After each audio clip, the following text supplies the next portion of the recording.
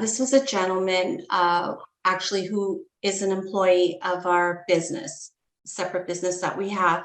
And he was doing some work for us, and it was in the month of February. And there was this snowstorm. And he was driving downtown, and he got into a little fender bender. Now, this young gentleman is like 6'3", big guy, hockey player when he's not working. And he was frozen in the car, crying. So he called my husband, and my husband, he says to me, Kathy, so-and-so is in the car, and he's crying. Can you do that thing that you do with him? I think there's something going on. So I said, okay, no problem. So he called him and he said, would you like to meet with my wife? And he said, sure. And so I called him right away and I said, let's do a WhatsApp. I had him on WhatsApp. And so I said to him, okay, what's going on? And I said, okay, we have to get you out of the car right now because it's a fender bender, but so I said, let's do some rocking and soothing. So I had him rocking and soothing.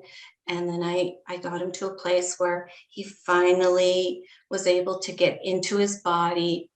And then he was able to get out of the car, give the information to the police, exchange information with the lady. It was just a little fender bender.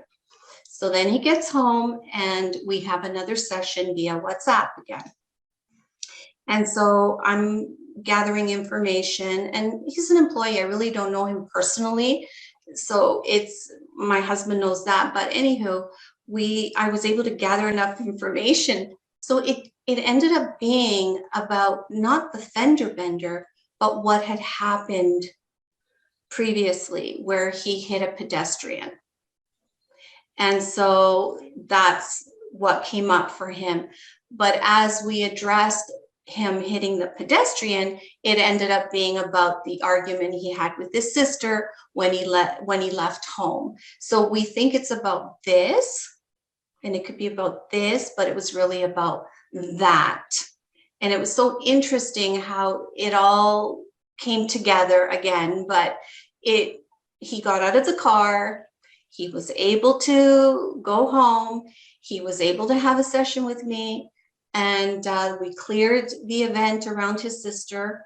And then that day, he was able to drive up north and go ice fishing with his friend.